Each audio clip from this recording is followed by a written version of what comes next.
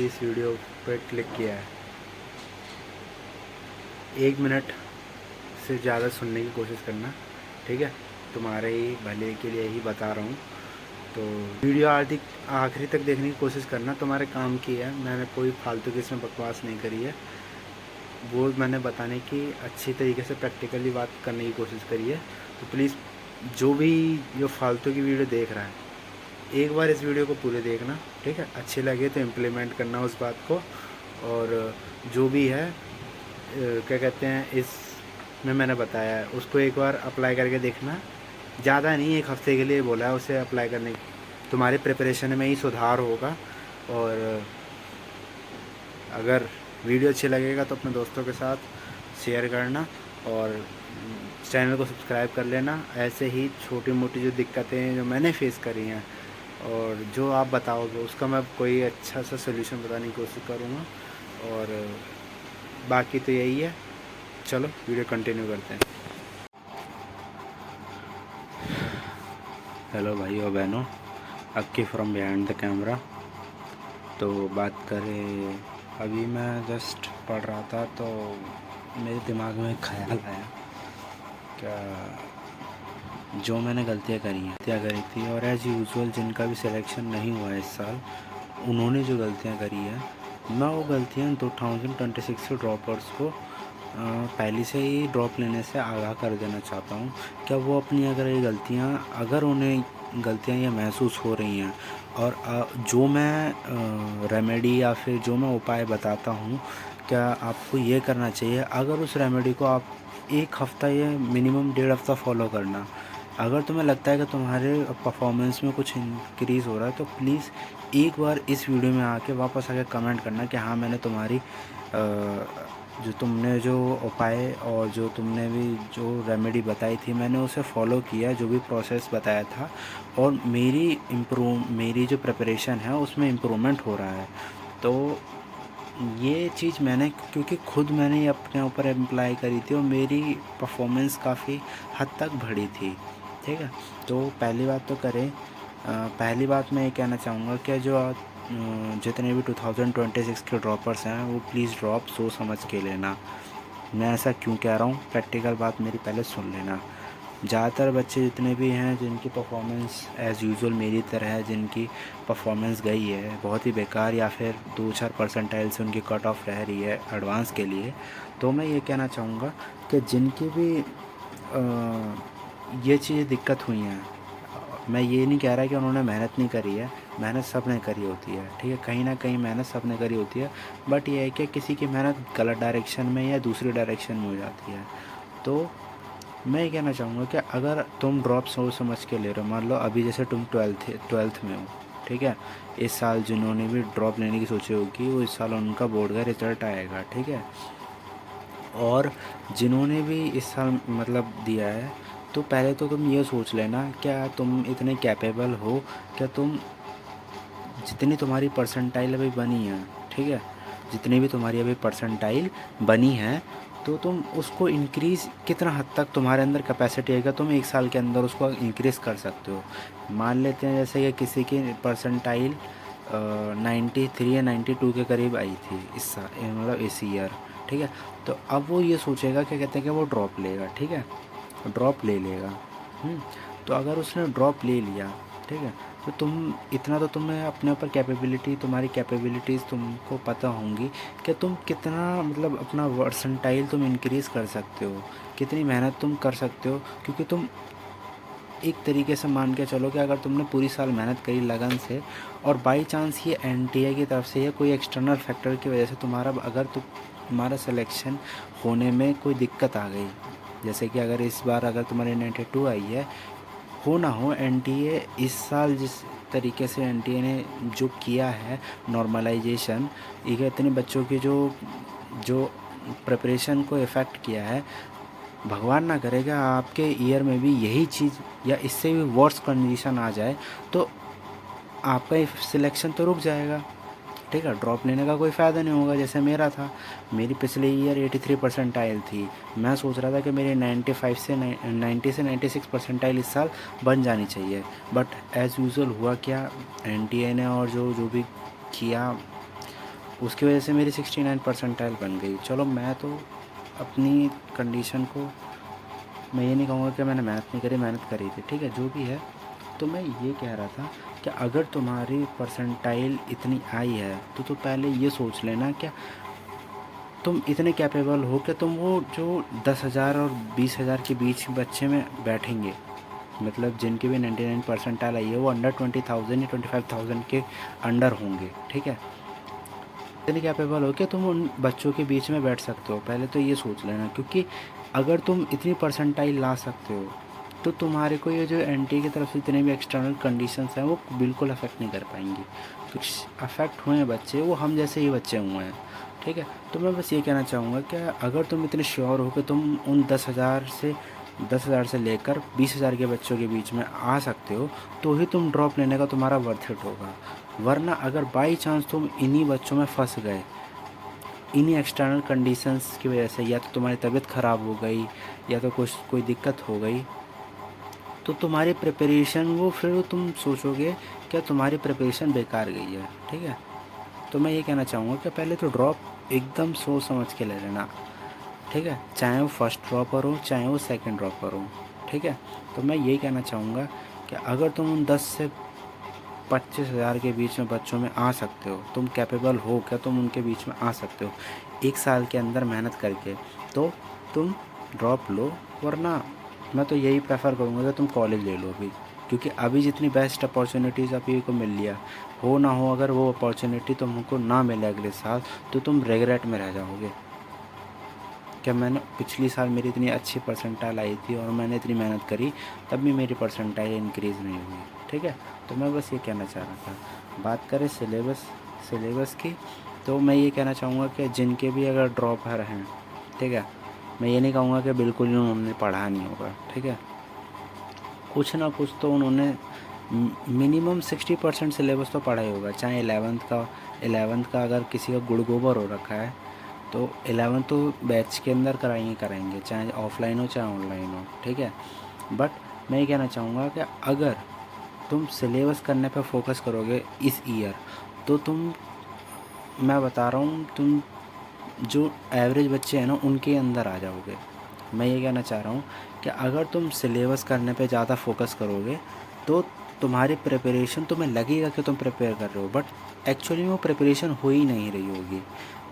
मैं ये कहना चाह रहा हूँ कि अगर तुम किसी सिलेबस जिस टाइम पे चल रहा है उस टाइम पे कवर अप कर लेते हो, ठीक है, उसका कुछ मत करना, पूरे नोट्स में से रिवाइज़ मत करना। मतलब जो कहते हैं रिवीज़न के, जो मैं तरीका बता रहा हूँ कि रिवीज़न करना मस्ट है, मतलब जो भी सिलेबस कराया है उसको मस्ट है।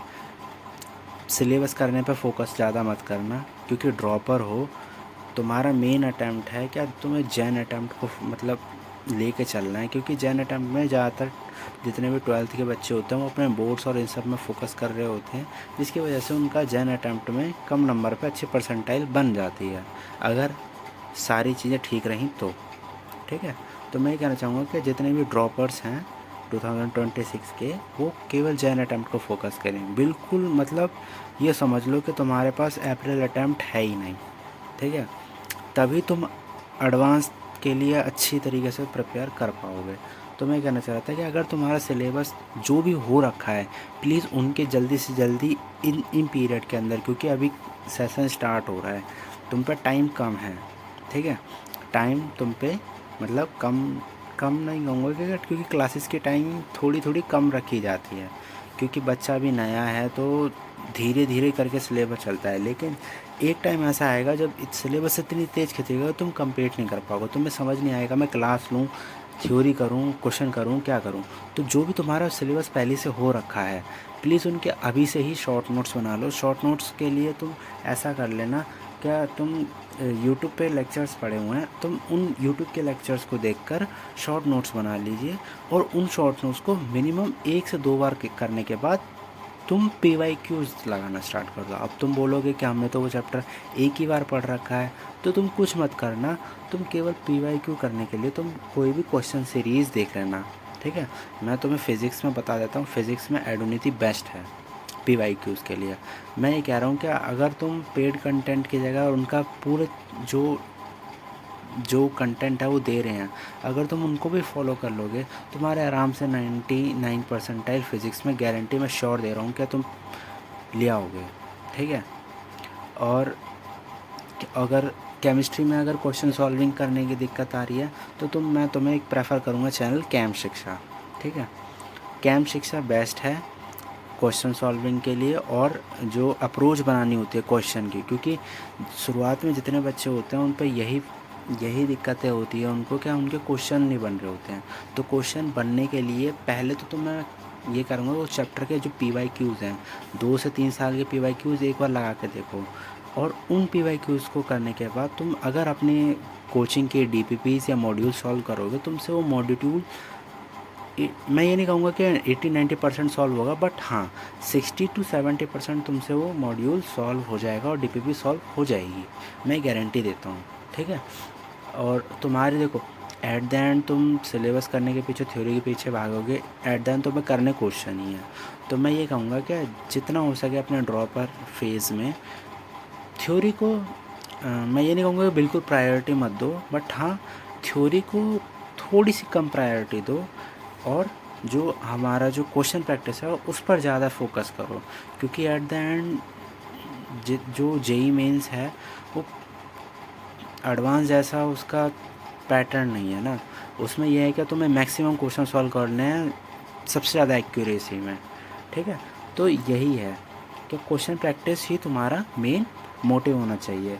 और बात करें अगर फिर उसके बाद अगर तुम्हारे कोचिंग में जो टेस्ट होते हैं प्लीज़ उन टेस्ट को देने की कोशिश करो, चाहे सिलेबस तुम्हारा 20% ही क्यों ना हुआ। ठीक है। क्योंकि अगर वो तुम टेस्ट दोगे नहीं ना तब तक तुम्हें अपनी प्रिपरेशन की एनालिसिस पता नहीं लगेगी तुम कहाँ पर स्टैंड करते हो। मैंने भी ये गलती बहुत करी थी, जन अटेम्प्ट तक मैंने टेस्ट बिल्कुल नहीं दिए थे। मैं हर बार ये सोचता था कि मेरा सिलेबस कंप्लीट नहीं हुआ है, जब मेरा सिलेबस हो जाएगा तब मैं टेस्ट दूँगा, और ऐसे ही करते करते मेरे कभी किसी टेस्ट में सिलेबस कंप्लीट नहीं हुआ। एक तो टेस्ट हुए थे जिसमें मेरे सिलेबस कंप्लीट हुआ ना हुआ, मतलब छोड़ो वो जाने दो मेरी बात। तो मैं बस ये कहना चाहूँगा कि जितना भी तुम्हारा सिलेबस कंप्लीट हुआ है ठीक है तुम टेस्ट दिया करो, और जो उसमें कंपटीशन तुम्हें दिखेगा वो, मैं ये नहीं कह रहा कि उसमें बच्चे जिनके मार्क्स अच्छे आते हैं या जो भी है वो टॉपर हैं तो तुम्हारे को कि रैंक पता लगेगी, ऐसा कुछ नहीं है। ठीक है। मैं ये बताना चाहता हूँ कि तुम्हें तुम्हारी कमियाँ पता लग जाएंगी टेस्ट से कि तुम कहाँ गलतियाँ कर रहे हो, कितना तुम्हें कहाँ पर किधर कितनी एनर्जी देनी पड़ेगी। तो एक बार बस टेस्ट देने करो। और जिनसे क्वेश्चन सॉल्व नहीं होते जैसे कि मेरे से, और मैं एक बात बताना भूल गया, मैथ्स का जो चैनल है यूट्यूब पे जो क्वेश्चन सॉल्विंग है, क्योंकि देखो मैं ये नहीं कहूँगा कि मैथ्स के लिए वो टीचर बेस्ट है या जो भी है, बट हाँ मैं ये कहना चाहूँगा कि सारे टीचर बेस्ट होते हैं। तुम्हें जिससे तुम्हारा रिदम बन जाए आप उन्हीं से करिए। मैं ये नहीं कह रहा कि तुम मेरी टेक्निक फॉलो करो, बट हाँ जो क्वेश्चन सॉल्विंग में थोड़े से कमज़ोर हैं, जैसे मेरी तरह जो भी बच्चे कमज़ोर है क्वेश्चन सॉल्विंग में, मतलब उन्हें ऐसा है कि थ्योरी समझ आ जाती है बट वो अप्लाई नहीं कर पाते हैं, तो मैं ये चैनल बता रहा हूँ कि आप इन चैनल्स को फॉलो करो। तुम्हारी क्वेश्चन सॉल्विंग की जो अप्रोच होती है, जो बेसिक जो अप्रोच होती है वो बन जाएगी, और जिससे तुम्हारे क्वेश्चन थोड़े बहुत सॉल्व होने लगेंगे। तो मैं मैथ का बताने वाला था, नेहा मैम करके एक है मैथमेटिकली इंक्लाइंड, उन्होंने सारे के सारे PYQs की जो क्वेश्चन सॉल्विंग है वो पूरी की पूरी PYQs क्वेश्चन सॉल्विंग डाल रखी हैं। ठीक है। उन्होंने सारे जितने भी PYQs हैं अब तक जितने भी हैं वो सारे के सारे डाल रखे हैं। मैं तो ये कहना चाहूँगा कि अगर तुम मैथ्स में जिनकी मैथ्स कमज़ोर है वो केवल उन PYQ सॉल्विंग को मिनिमम 3 से 4 बार भी कर लेते हैं ना अपने पूरे ड्रॉप ईयर में, ठीक है, मैं गारंटी दे रहा हूँ कि आपकी आराम से अच्छी परसेंटाइल और अच्छी रैंक बन के आएगी। मेरे को ये चैनल जनवरी अटैम्प्ट के बाद पता लगे थे, इसीलिए मैं इतना नहीं कर पाया, बट मैं अभी आपको बता रहा हूँ एक बार उन चैनल को विज़िट करके ज़रूर देखना, इनकी 1-2 लेक्चर्स या 1-2 वीडियो देख के देखना। जो भी बच्चे कमज़ोर है क्वेश्चन सॉल्विंग में, ठीक है, प्लीज़ इन वीडियोस को देखना, और अगर अच्छा लगे तो प्लीज़ अगर अच्छा लगे तो प्लीज़ इस वीडियो में आके कमेंट ज़रूर कर देना कि हाँ, मैंने जो बताया था उससे तुम्हें थोड़ा बहुत महसूस, मतलब थोड़ा बहुत आपको बेनिफिट मिल रहा है, ठीक है। तो मैं बस यही कहना चाह रहा था क्या। और मैं एक बात और बोलना चाहूँगा कि आप भले ही ड्रॉपर फेज़ में हो, बट जो टीचर्स जो गाइडेंस देते हैं, ठीक है, मैं ये नहीं कह रहा क्या मेरी गाइडेंस भी बहुत बढ़िया है, बट एट दी एंड आप जिन टीचर से भी पढ़ रहे हो कोचिंग में, उन पर भी भरोसा रखना। वो जो बताते हैं आप उन्हें फॉलो करने की कोशिश करिए। फॉलो करने का तरीका अलग होगा, बट उन्हीं चीज़ों को फॉलो करिए, ठीक है। और यूट्यूब पे जो इतने मतलब बहुत सारी चीज़ें चलती रहती हैं, मैं ये नहीं कहूँगा, मैं किसी को ट्रोल नहीं करना चाहता या फिर जो भी है, यूट्यूब पे बहुत सारी चीज़ें चलती रहती हैं, तो प्लीज़ उनसे थोड़ा सा मतलब 1 साल के लिए दूरी बना के रखिए। मैं ये नहीं कह रहा कि आप बिल्कुल ही आपसे दूर तो हो नहीं सकते, ये प्रैक्टिकली पॉसिबल भी नहीं किसी एवरेज बच्चे के लिए। तो मैं कहना चाहूँगा कि उन चीज़ों से थोड़ी सी दूरी बनाने के रखिए। मतलब यूट्यूब पे जो भी काम है वो काम की चीज़ें देखिए, बाकी उन चीज़ों से दूरी बना के रखिए। और एक और बात मैं ये कह रहा हूँ कि अब बहुत सारे बच्चों के साथ ये होता है कि वो मतलब मॉक में जब वो कम मार्क्स आते हैं ना, तो वो मॉक देना बंद कर देते हैं। वो ये सोचते हैं कि मेरे मार्क्स ही नहीं आ रहे तो मैं मॉक देने का फ़ायदा क्या हुआ। बट एट दी एंड तुम्हें रिज़ल्ट में पता लगेगा कि तुम्हारे मॉक्स देने का फ़ायदा क्या है, ठीक है। तो मैं ये कहना चाह रहा हूँ कि मॉक्स तो बिल्कुल 110% देने ही देने हैं, चाहे तुम्हारे माइंड नेगेटिव में ही नंबर क्यों ना आए, बट मॉक्स देने देने हैं। और एनालिसिस किस तरीके से करनी है, जो भी तुमसे क्वेश्चन नहीं हो रहा है, जो भी तुमसे क्वेश्चन नहीं हुआ है उसका सॉल्यूशन देखो। टेक्स्ट सॉल्यूशन समझ नहीं आ रहा, उसका वीडियो सॉल्यूशन देखो। ऑफलाइन ऑनलाइन दोनों का बता रहा हूँ। अगर ऑफलाइन में तो अपने टीचर से जाके पूछो, और ऑनलाइन है तो वीडियो लेक्चर्स के थ्रू अपने जितने भी वो हैं डाउट्स हैं उनको सॉल्व करो। और प्लीज़ जिन मॉक्स में तुम्हारे मार्क्स कम आ रहे हैं, जिन मॉक्स में तुम्हारी गलतियाँ हैं, उन क्वेश्चनों को मिनिमम 2 बार तो ज़रूर सॉल्व करना, ठीक है। एक उस टाइम पे जिस टाइम पे तुम एनालिसिस कर रहे हो, और दूसरे टाइम फिर कभी जब तुम्हें बिल्कुल ही मतलब जैसे बोलते हैं ना, एक हफ्ते में एक दिन जो होता है ना, वो फिक्स कर लेना कि मेरे को उन क्वेश्चंस को वापस रिविज़िट करना है। सॉल्व नहीं कर पाओ कोई दिक्कत नहीं, बट उस क्वेश्चन का जो मेथड है, अप्रोच है, जो चीज़ बताई थी, उनको वापस करना, ठीक है। मैं ये कहना चाह रहा था। और मैं गारंटी दे रहा हूँ कि इस चीज़ को तुम अभी 2 हफ्ते अगर इन चीज़ों को अगर तुम मतलब प्रॉपर तरीके से फॉलो करोगे, तुम्हारी प्रोग्रेस में बहुत इंक्रीमेंट आएगा। जिसे कहते हैं ना कि बहुत सारे बच्चों का ये रहता है कि सर मेरे से क्वेश्चन सॉल्व नहीं हो रहे, मॉक में नंबर नहीं आ रहे, ये दिक्कत हो रही है, वो दिक्कत हो रही है। तो एक बार इन चीज़ों को परफॉर्म करके देखना। मैं बता रहा हूँ, मेन मॉक्स में आने क्वेश्चन या नंबर ना आने का दिक्कत यही है कि तुम क्वेश्चंस प्रैक्टिस जो होती है वो कम करते हो, ठीक है। क्योंकि क्वेश्चन प्रैक्टिस इसीलिए वो कम होती है क्योंकि उस टाइम पे हमसे क्वेश्चन अप्रोच नहीं होती है। तो मैं बस ये बताना चाहूँगा कि क्वेश्चन सॉल्विंग के जो अप्रोच है, वो बहुत सारे क्वेश्चन सॉल्विंग के चैनल मैंने बताए हैं, इनको एक बार रिविज़िट करके देखना। इन जो मैंने चीज़ें बताई हैं वो एक बार प्रॉपर उन पे इम्प्लीमेंट करके देखना 2 हफ्ते। जेन्युइनली बता रहा हूँ मैं। अगर तुम्हें अपनी परफॉर्मेंस में थोड़ी सी भी अगर मिलती है तो प्लीज़ एक बार इस वीडियो पे आके वापस कमेंट करना कि हाँ, मैंने आपकी जो भी चीज़ें बताई हैं, आपने जो भी पॉइंट्स बताए हैं, मैंने उनको फॉलो किया, और मेरी मेरी जो परफॉर्मेंस में थोड़ी बहुत, मेरी प्रिपरेशन में थोड़ी बहुत इंक्रीमेंट हुई है। और इस वीडियो को अपने दोस्तों के साथ ज़रूर शेयर करना, ठीक है। एट दी एंड वो भी तुम्हारे साथ के भाई हैं।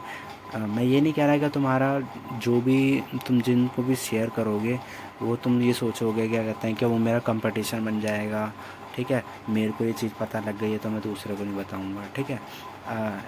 क्योंकि तुम अगर उसका भला करोगे तो तुम्हारा भी एट द एंड भगवान तुम्हारा भी साथ देगा, ठीक है। तो मैं बस ये कहना चाहूँगा कि यही चीज़ें, यही जो टेक्निक्स थी जो मैंने बताई, ये इनको एक बार फॉलो करके देखना, ठीक है। और अगर तुम्हें इनसे जो भी बेनिफिट्स मिलते हैं वो प्लीज़ एक बार बताना। मैं ये जेन्युइनली कह रहा हूँ कि एक बार बस इसको मिनिमम तो 1 से 1.5 हफ्ते ज़रूर फॉलो करके देखना, ठीक है। 1-2 चैप्टर्स पे अप्लाई करके देखना ये चीज़ें, और उसके बाद अगर चीज़ों में थोड़ा बहुत सुधार आता है, ठीक है, तो प्लीज़ इस वीडियो पर कमेंट करना, इस वीडियो को अपने दोस्तों के साथ शेयर ज़रूर करना, ठीक है। उनको जो भी दिक्कत होगी वो प्लीज़ कमेंट करना, और चैनल को सब्सक्राइब कर लेना, क्योंकि मुझे आप ही की ज़रूरत है। तो प्लीज़ चैनल को सब्सक्राइब कर लेना, बेल आइकन दबा लेना, और वीडियो अच्छी लगे तो अपने दोस्तों के साथ शेयर ज़रूर करना, उनको ये टिप्स भेजना। और ऑल द बेस्ट तुम्हारी इस जर्नी के लिए, 2026 की ड्रॉपर फेज़ की जर्नी के लिए। अगर आपने ड्रॉप ले लिया है तो ऑल द बेस्ट आपकी प्रिपरेशन के लिए। मैं चाहता हूँ, मैं सोचूंगा कि आप भी बहुत अच्छा परफॉर्म करें, और फाइनली डेफिनेटली आपकी जो जो भी मेहनत है वो वर्थ इट है, ठीक है। तो चलो बाय बाय। और हाँ, मैं ये कह रहा हूँ, क्या कभी भी तुम्हारी मेहनत बेकार नहीं जाएगी, ठीक है। तो मेहनत करते रहना, ठीक है। जो भी एट द एंड रिज़ल्ट तुम्हारे हाथ में नहीं है, तो प्लीज़ मेहनत करना, डिमोटिवेट मत होना। और जो भी दिक्कत हो अपने पेरेंट्स से शेयर करना, नहीं तो टीचर्स हैं उनसे शेयर करना, या तो मेरे चैनल पे आके भी आप अपनी दिक्कतें बता सकते हो। मैं एक वीडियो तो ज़रूर डालने की कोशिश करूँगा तुम्हारी दिक्कतों की। तब तक के लिए चलो बाय बाय छोटे भाइयों बहनों।